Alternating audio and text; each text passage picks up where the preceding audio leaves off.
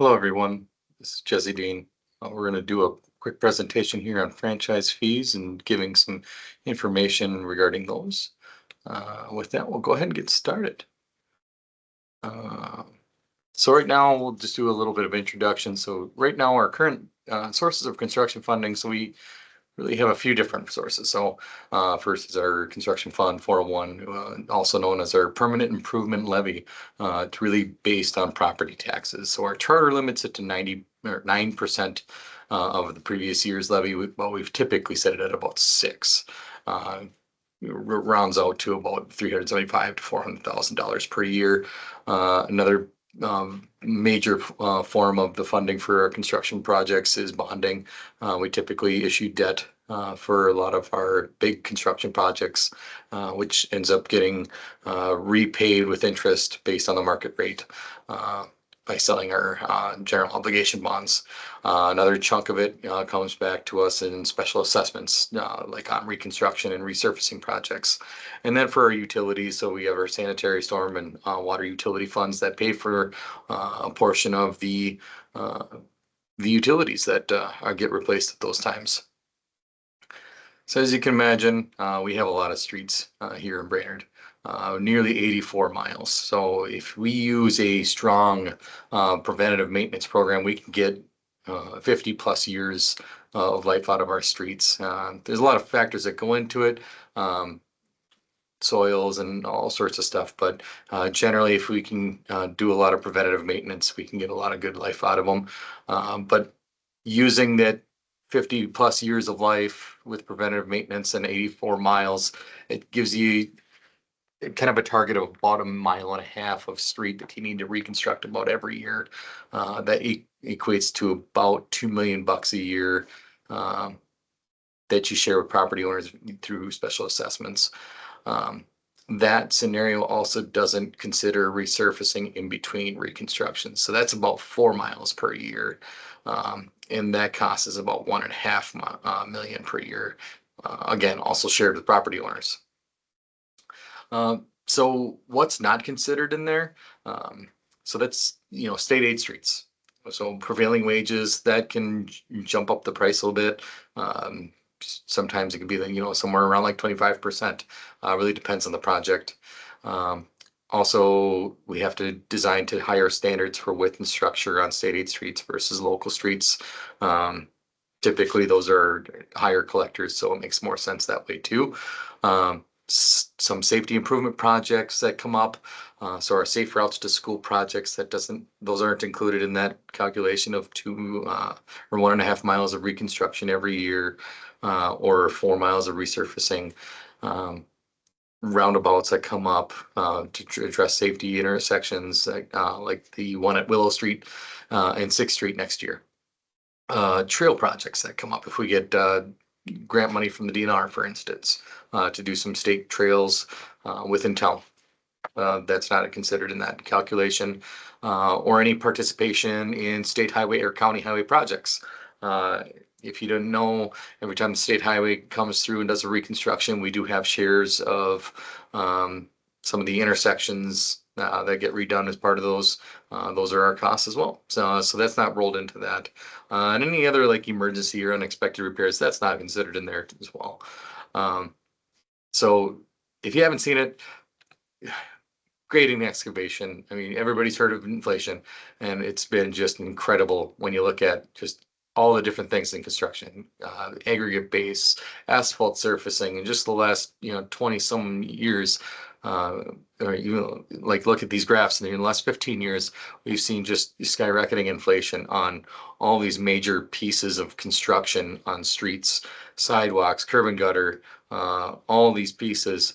If you look at just the trends statewide on just these major construction items, in the last 15 years, you've seen it anywhere from 50% increases to over 200 to 250% increases on these major street construction items. Even in just the last 3 years, due to COVID, we've seen some pretty large jumps in cost and price. So looking at a trend in the construction costs. So just from a local perspective, let's compare about as close as we can get to an apples to apples comparison. So let's look at a North Brainerd reconstruction project uh, in 2009 versus a North Brainerd reconstruction project that we just recently finished up in 2023. The the street assessment rate back in 2009 was $37.81. And fast forward to 2023, and that street assessment rate was $76.59 per linear foot of frontage. So that increase was just over double in the last 14 years. So we're seeing basically the same type of large inflationary increases in the last 10, 15 years as we are seeing it statewide. So it's not just sure those numbers are statewide, but we're seeing it here. We're seeing the same things. So lots of big increases in construction costs. But when we look at special assessments, our current policy, so on street reconstruction projects, half the cost is borne by the city, half the cost is by property owners, and it's really based on the front footage. Utilities cover the cost of the replacement of their own associated utility. Sidewalks are typically paid by the city. You look at street resurfacing projects, it's half and half as well. And then property owners, they have kind of an option there. They can pay them in full ahead of time, interest-free once the assessments are finalized, or they can pay it on their property taxes over a 10-year period with interest at an interest rate based on the bonding rate. So they have a couple of different options that way. There are some gaps in that special assessment policy, however. It doesn't address properties based on the usage of the infrastructure. So what do I mean by that? Look at different uses of property. So residential property versus commercial property versus industrial property. Well, infrastructure has similar uses. So a residential street is a very different use than a commercial street, than an industrial street. Residential street's going to be low traffic, light traffic, light duty traffic, small sedan type vehicles, pickup vehicles, very light loads on the street. You go to a commercial type of street, you're going to have a lot more high volume parking, more width, still a little bit light duty, a little bit of trucks that you have to get in there for things like deliveries. And then you get to industrial, a lot more heavy loads, a lot more trucking, a little bit higher volume, not as much of the light duty vehicles. So again, there's not really any kind of a way to address that in our current policy. So just knowing that the wear and tear on the pavement different, and you may have to put additional structure on one street versus another. Now you can say, well, yeah, you're paying for half here and you're not paying for half here. Where the gap becomes more pronounced is when you get corridors that have mixed use. So you have some areas where you have residential in part of it, and then you have commercial or industrial in part of it. And we do have areas where we're going to be getting into that, and where we just got into that, where you have commercial on one part of the block and you have residential on part of that block. And essentially they're going to be paying the same rate. However, you have one part of that use that's really driving a lot of the need for maybe the width or the additional structure. And some of the other folks are probably paying a little bit more than what they're using that for. Another thing that isn't really addressed well is kind of some of our state aid streets. The increase is due to prevailing wage within structure. That's not addressed very well in our special assessment policy. So those are things that we have to factor in. Regular shaped lots. This is something that comes up not too terribly often, but when you do get into the residential areas that have cul-de-sacs, you have maybe the acreage is the same, but you get into like front footage where we base all of our assessments off of. And some of these cul-de-sac lots have a very narrow front footage against the cul-de-sac, and that can adversely affect how they're getting assessed versus some of their neighbors that are getting kind of the same use of the same street. So it kind of unbalances how things get assessed. So we don't have a way to balance that out in our current policy. Uh, and then there's potentially issues of valuation with vacant lots or significantly large front footage. Um, that can also cause us some issues too. So there's some gaps there that really aren't addressed well. So things that we want to keep in mind as we move forward. Um, but the other part of the special assessments is there is cost beyond just what we assess our folks that are getting the construction project. One is bonding. So when we bond the project, obviously we have interest fees when we bond that project. So I'll use the one we just constructed, this 2024 South Brainerd as an example. The cost for the city, just the city side of it, we're going to be estimating it maybe a little under $400,000, $366,000 for interest charges on the bonding for that project.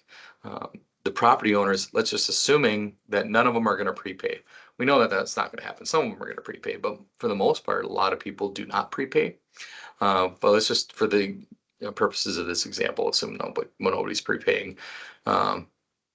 That's $235,000 that our property owners are going to pay in just interest costs, and not just the actual construction costs.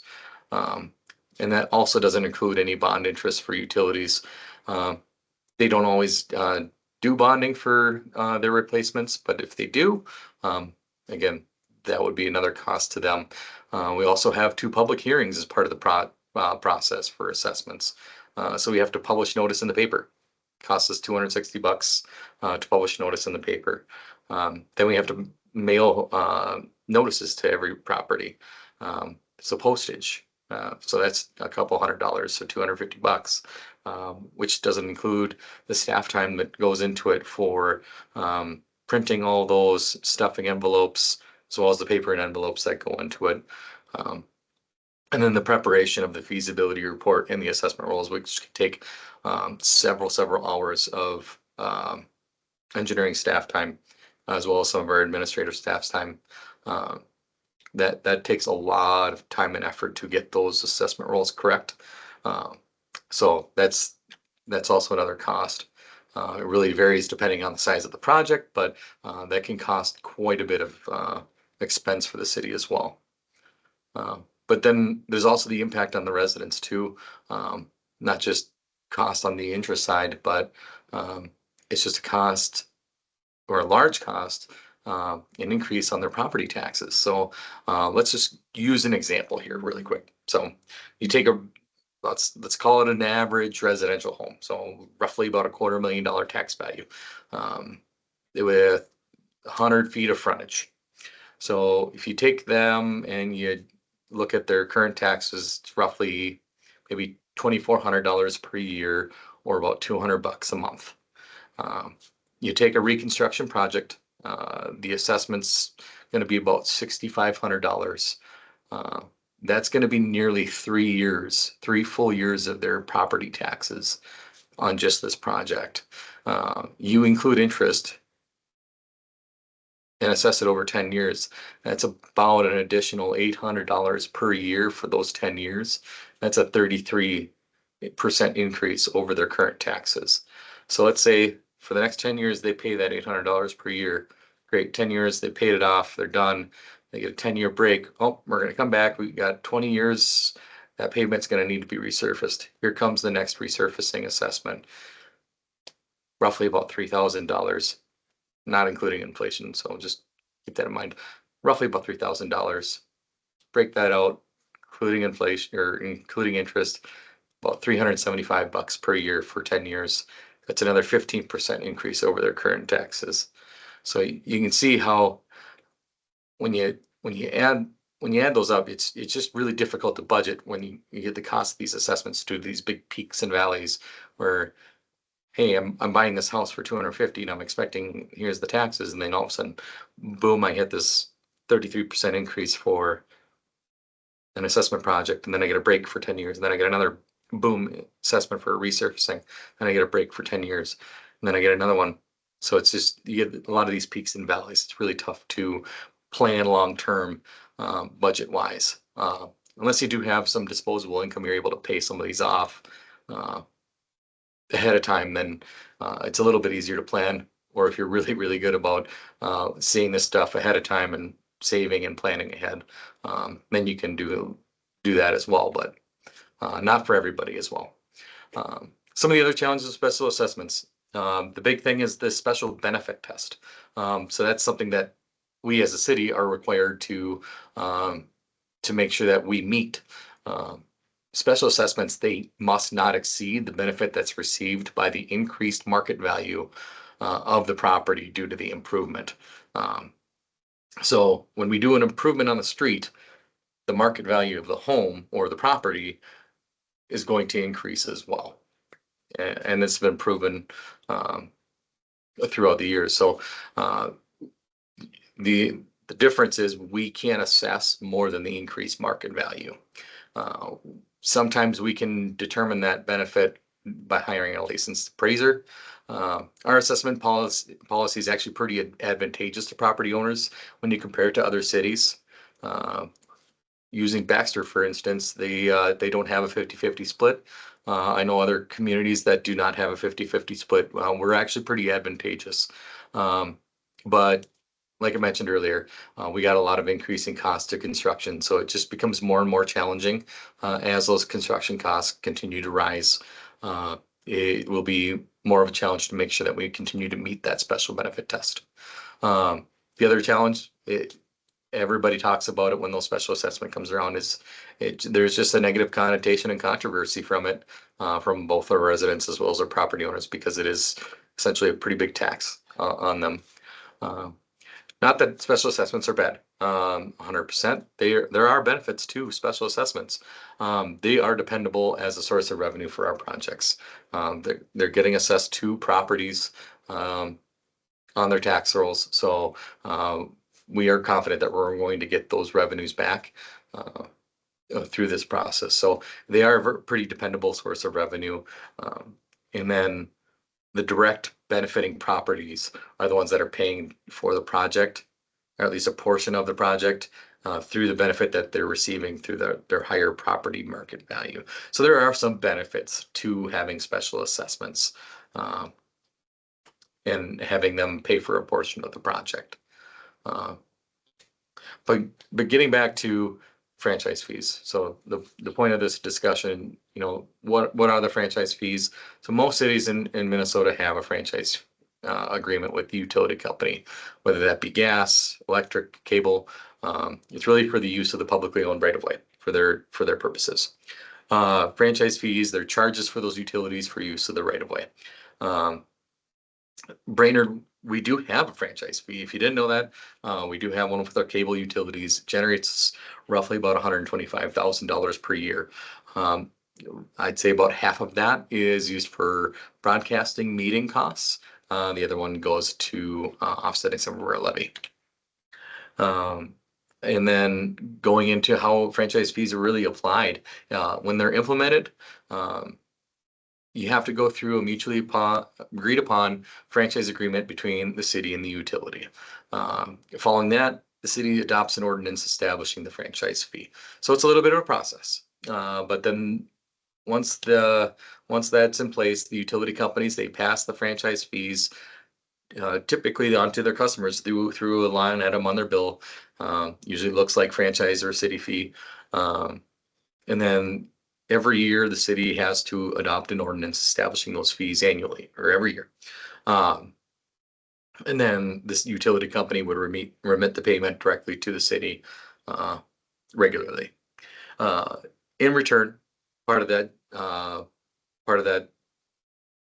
benefit of that is the utility company is exempt from having to pay permit fees for work within the right of way. Obviously, that's their right by paying those franchise fees. I will note that there has been a number of cities that have moved towards franchise fees, the replacement of for special assessment as a as a funding source for construction projects. When you compare them, uh, franchise fees is really just based on the utility service, um, like the meter size itself, which is steady. Uh, we don't see the number of meters go up and down. Um, Same thing with like market value in our levy. Um, it's not based on market value, which can go up and down based on um, how the market is going. Um, so like things like tax increases or how the project times out. Uh, Franchise fees is very steady. It's also simpler to administer. Special assessments is a very complex process, very written out uh, step by step through the statutory requirements. It is complex. I mean, it's pretty well detailed, but it is pretty cumbersome to get through. Franchise fees is much more. Once you've done the initial setup, it's pretty consistent after that. Um, and then beyond that, uh, it's it's smaller monthly fees rather than one large assessment. Um, Obviously, it's a much bigger base when you're talking about franchise fees compared to one large assessment for a smaller group. It's a more predictable source of revenue, better source from a financial planning side. Um, and I would say it's more of a benefit from a planning and stability standpoint for both residents as well as the city, um, just because of that consistent and predictable source. Um, the other benefits you see like special assessments, again, we talked a little bit about this. It can really place that financial burden on the property owners, um, especially the ones that have that lower income, those fixed incomes. Having those big peaks on special assessments can really put a hardship on some of those folks that don't have that ability to uh, take on that additional property tax burden. Um, they also can be seen as inequitable. Uh, if the street improvements extend beyond the assessed property, um, so like let's take an Oak Street, for instance. Um, it's a big collector. There's benefits not only just to those properties, but as a big thoroughfare, big collector. There's a lot of people that use that street. It can be seen as inequitable through that as it's not just a direct benefit to them.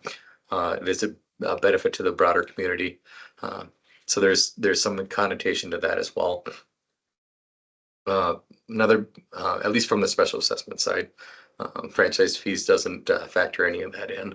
Uh, but franchise fees does have a wider base than the property taxes does. When you look at from a franchise fee, because it's through the utility, it catches folks that would not necessarily pay into towards like the permanent improvement levy, like property tax exempt um, or nonprofits and schools. Um, those folks that are using our public infrastructure um, don't pay our property taxes because they are nonprofits, because they are property tax exempt. Um, they don't need to pay towards the permanent improvement levy. So, things like our maintenance programs, they're not really contributing to any of those. Uh, Whereas franchise fees, those go through the utility billing. All those folks are still going to be paying through that. Another big one would be renters.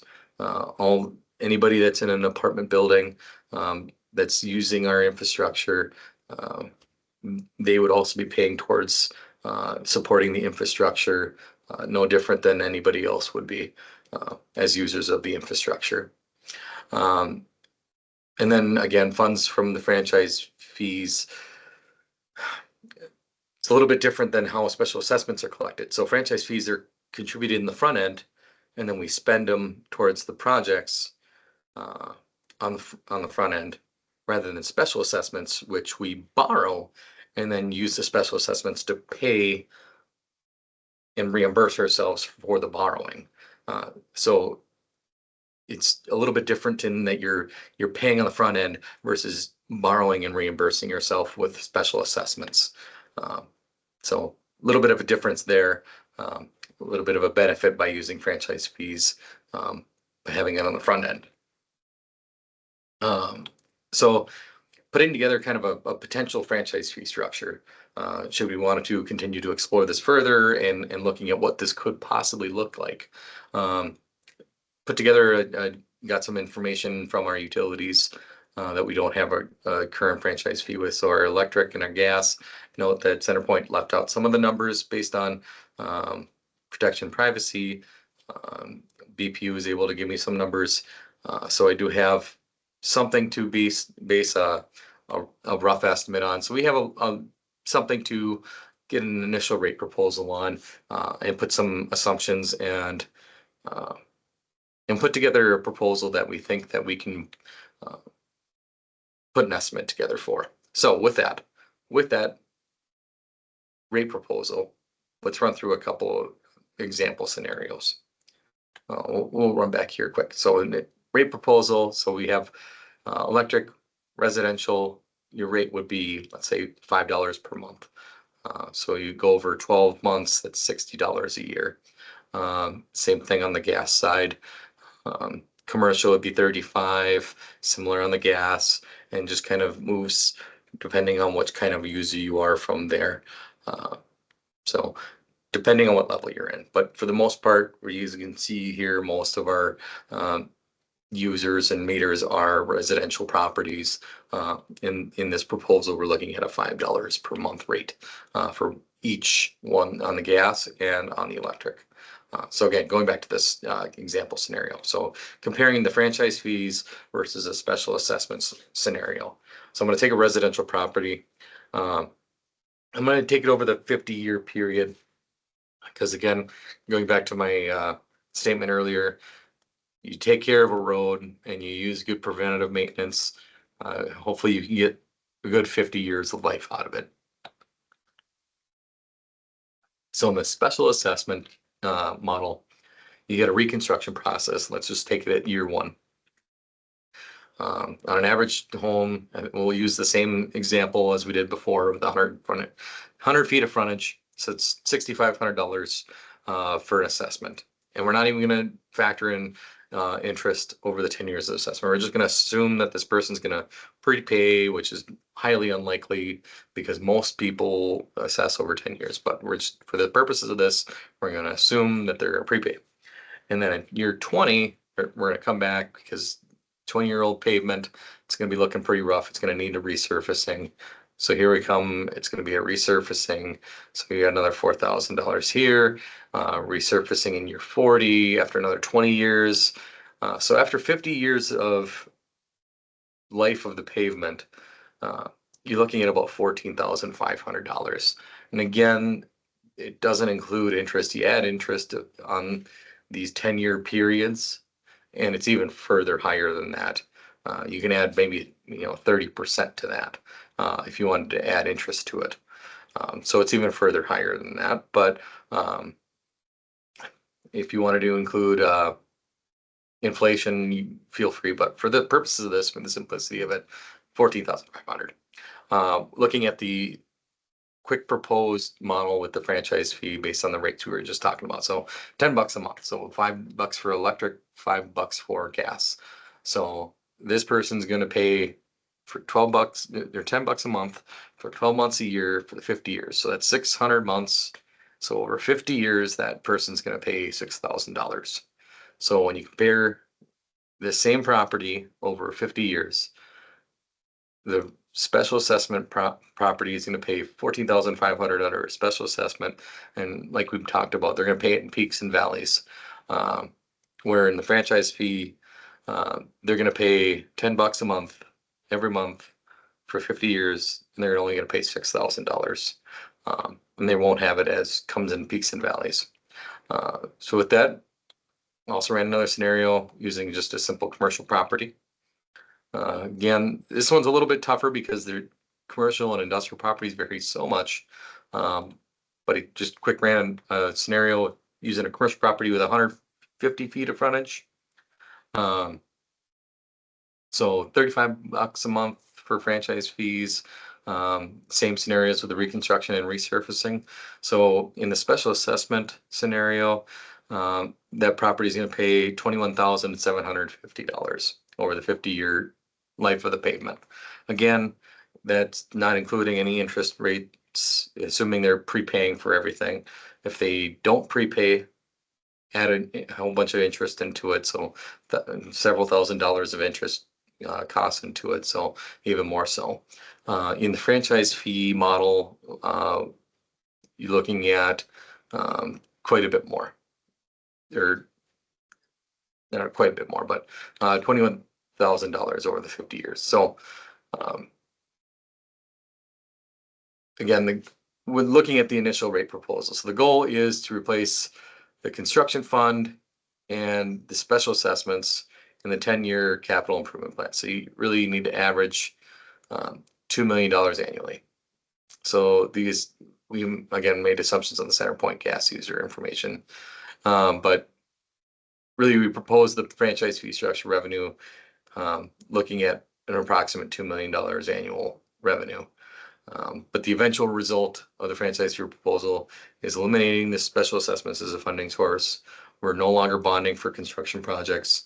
We're eliminating the eventual elimination of the permanent improvement levy, but we would still require state aid funds for our state aid, street projects, and utility funds for our utilities.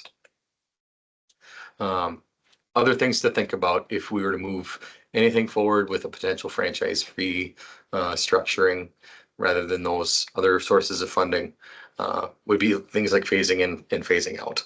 There's a lot of different approaches to changing from a franchise to a franchise fee from things like the construction fund, bonding, and special assessments. You can do an immediate change. Just say, last year we did it. Next year we're changing, and that's it. No phasing whatsoever. Or you can do a phased approach.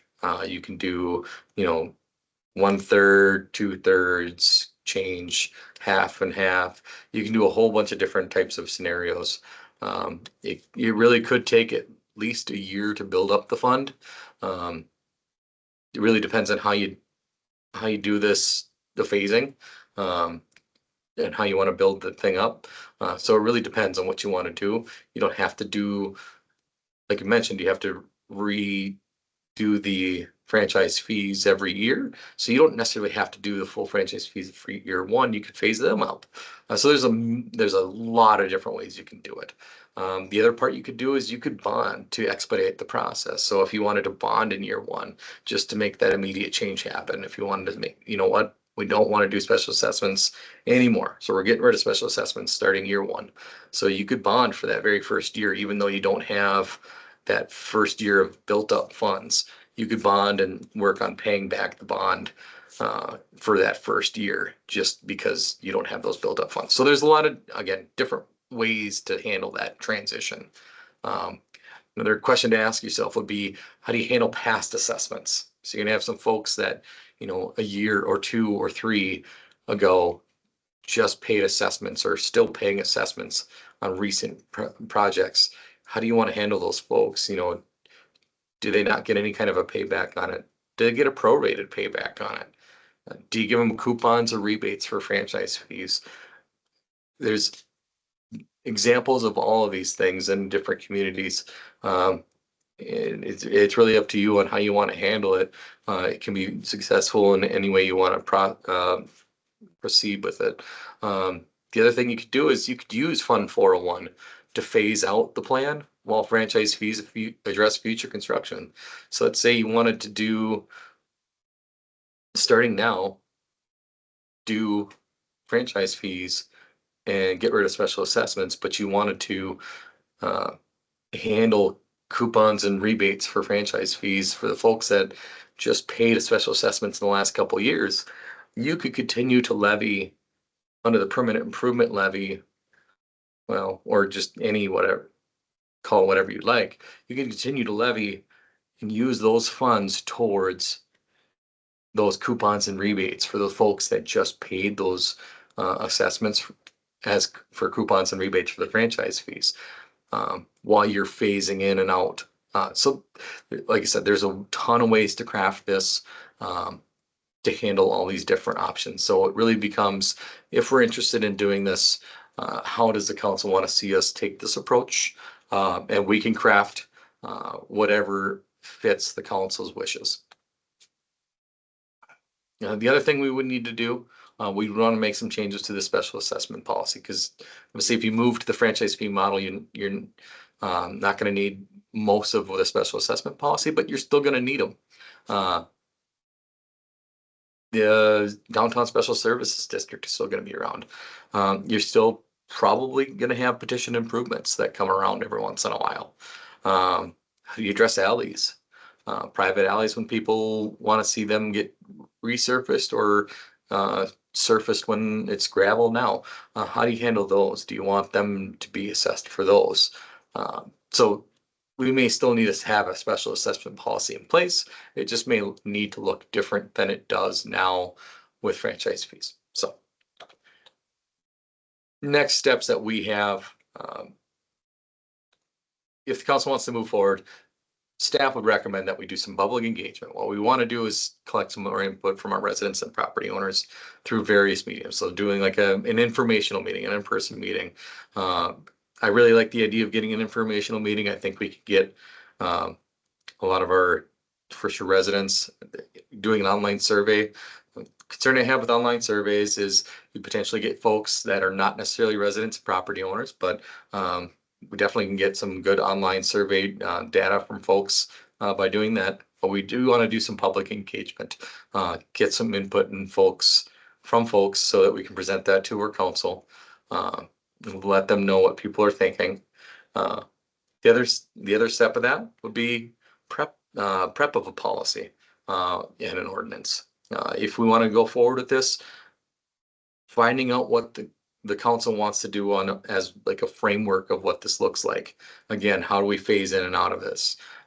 So crafting that policy and what that looks like, not only year 1, year 2, year 3, year 5, year 10, long term, forever. So trying to get all of those things put together. So those would be some of the next steps that staff would do should council want to proceed further. So with that, staff would be available for any questions that the council may have or for any residents that may want to address it. We're always available here at City Hall. Thank you.